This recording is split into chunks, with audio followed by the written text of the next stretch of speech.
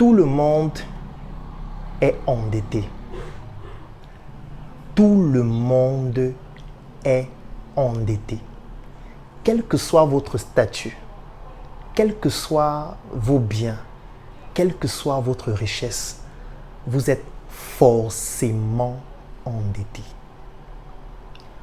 Pour bien comprendre cette assertion, je vais prendre la définition de la dette pour qu'ensemble, nous puissions évaluer si vous vous retrouvez dans cette définition ou pas. Dans un premier temps, une dette, c'est de l'argent qu'une personne doit. Cette personne s'appelle un débiteur à une autre personne qui s'appelle un créancier. Mais la dette, c'est aussi et surtout le devoir qu'impose une responsabilité de respecter un engagement envers quelqu'un. Lorsqu'on prend ces deux définitions, en réalité, tout le monde se retrouve endetté.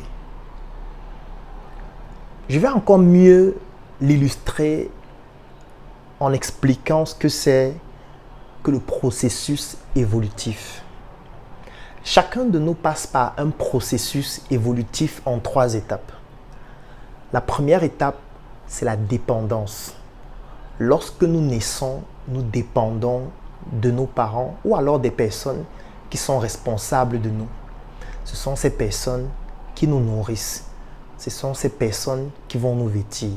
Ce sont ces personnes qui vont payer pour nos études. Ce sont ces personnes qui vont gérer toutes nos charges. Après la dépendance, nous passons à l'indépendance. C'est à partir de ce moment qu'un enfant commence à vouloir se laver lui-même, commence à vouloir avoir sa propre chambre, commence à dire « j'ai mon téléphone, j'ai mes vêtements, j'ai mon sac, ça c'est pour moi ». Et cette indépendance parfois se matérialise chez des personnes qui sont beaucoup plus âgées de manière inappropriée.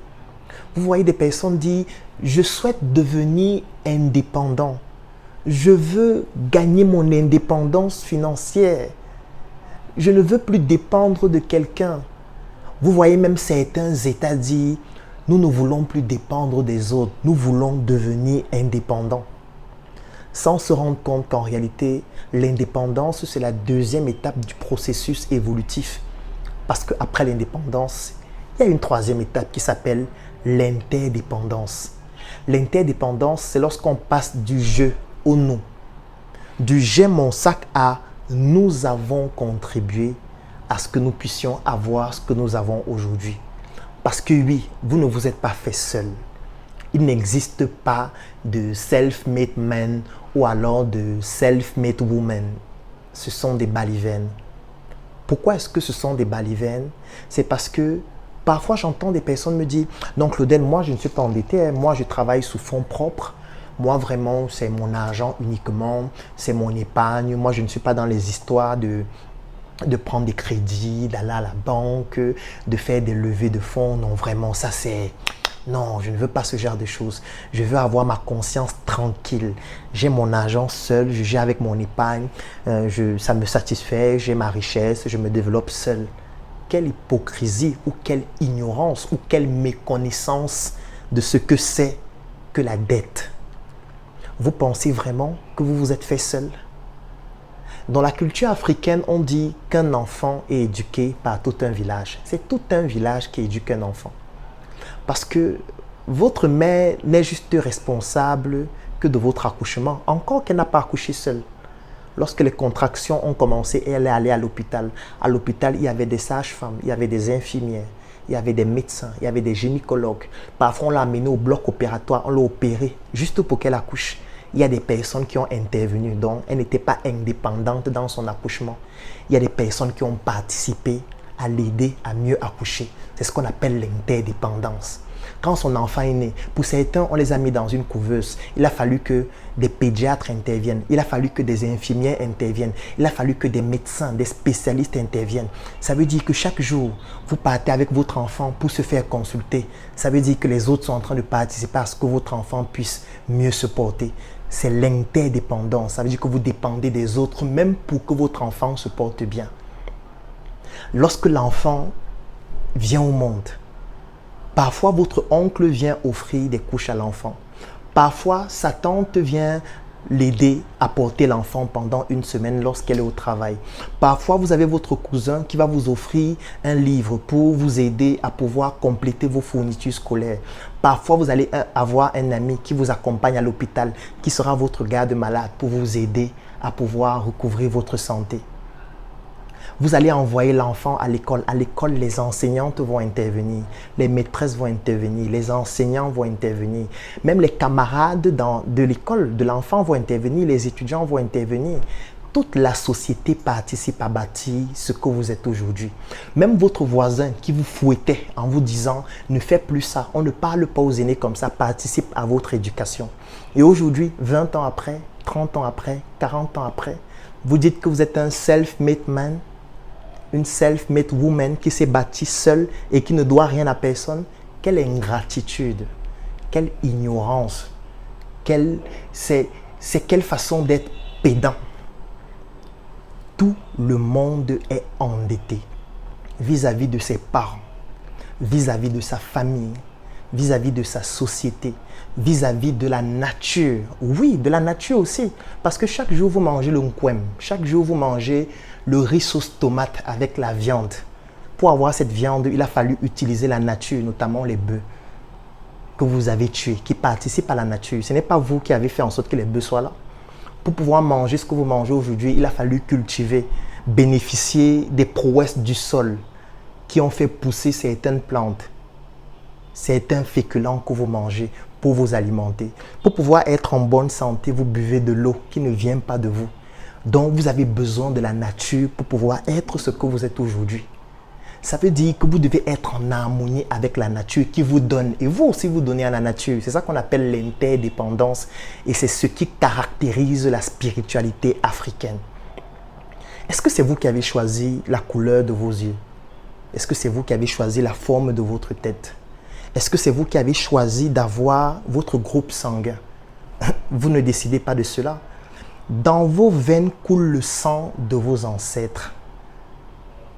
Dans vos cellules vibrent les gènes de vos ancêtres. Aujourd'hui, vous êtes la conséquence de vos ancêtres. Parce que même les comportements et les attitudes se transmettent génétiquement. C'est pour ça que nos ancêtres africains, qui avaient compris que nous sommes interdépendants avec la nature, pratiquaient la spiritualité africaine qui consiste à être en harmonie avec nos ancêtres. Parce que nous sommes interdépendants vis-à-vis d'eux qui nous ont permis d'être ce que nous sommes aujourd'hui. Et dès que nous sommes ce que nous sommes aujourd'hui, ou alors ce qui nous a permis d'être ce que nous sommes aujourd'hui, c'est grâce à notre environnement, à notre famille, à la nature et à toutes les personnes qui ont participé à ce que nous soyons ce que nous sommes aujourd'hui. Je vais te prendre toi, qui dit non vraiment moi, je suis vraiment quelqu'un qui travaille sous fonds propres, je n'ai pas besoin de la banque, je n'ai pas besoin des actionnaires, je ne fais pas de levée de fonds, je me bats seul pour mon entreprise. Mon frère, dans ton entreprise, c'est toi l'assistante de direction. Dans ton entreprise, c'est toi le comptable. Dans ton entreprise, c'est toi qui gères tes comptes bancaires. Dans ton entreprise, quand ta marchandise vient, c'est toi qui te déshabilles pour porter les sacs sur ta tête. Dans ton entreprise, c'est toi qui conduis les voitures, c'est toi le chauffeur. Tu ne considères donc pas toutes ces personnes qui sont interdépendantes et qui te permettent d'être ce que tu es aujourd'hui. Ou alors, c'est ton ego surdimensionné qui te pousse à croire que tu l'es devenu seul. Personne ne se fait seul. Nous sommes le produit de la troisième étape du processus évolutif qui s'appelle l'interdépendance. Oui. Lorsque des personnes me disent « Non, vraiment, Claudel, toi là, tu es vraiment prétentieux. Hein? Tous les jours, tu es là en ligne, tu bavardes, tu fais ceci. » Il faut rester calme, il faut rester humble. Ces personnes ne savent pas que moi, j'ai plus de 10 000 vidéos sur Internet. Ça veut dire que j'ai compris ce que c'est que la spiritualité africaine qui est basée sur le concept selon lequel c'est ce qu'on a qu'on donne. On donne ce qu'on possède.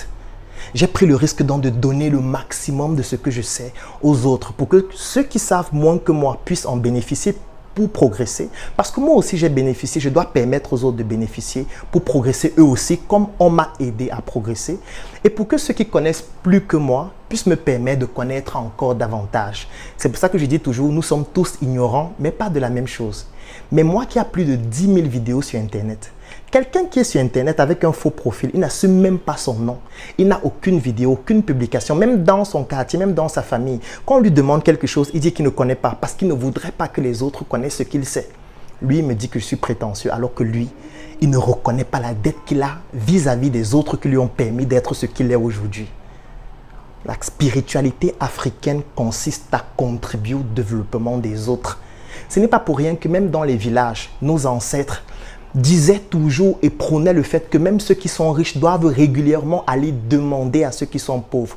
Pour que ceux qui sont pauvres se sentent aussi utiles, parce qu'ils ne sont pauvres que parfois financièrement, puisqu'ils ont aussi beaucoup d'autres choses à apporter. C'est pour que celui qui est pauvre financièrement comprenne que le riche qui est riche, avec beaucoup d'argent, avec beaucoup de biens, avec beaucoup de voitures là, moi aussi je peux lui apporter quelque chose. C'était pour sanctifier le côté interdépendance de ce que nous représentons aujourd'hui. La nature et le capitalisme, ou plutôt l'environnement, est en train de nous pousser à croire que nous sommes trop puissants et nous n'avons pas besoin des autres. Non, ce n'est pas la spiritualité africaine ça. Nous devons assumer, oser être africains si nous souhaitons progresser dans ce que nous faisons. Parce que si nous régnons l'interdépendance et nous croyons que nous allons rester dans l'indépendance et faire croire qu'on progresse seul, on avance seul, on n'a pas besoin des autres, les autres vont vous vomir, les autres vont vous régner parce qu'ils vont se rendre compte que vous êtes un traître, vous êtes quelqu'un qui ne respecte pas ses engagements et qui ne reconnaît pas qu'il a une dette vis-à-vis de sa famille, vis-à-vis de ses amis, vis-à-vis de la société et surtout vis-à-vis de la nature.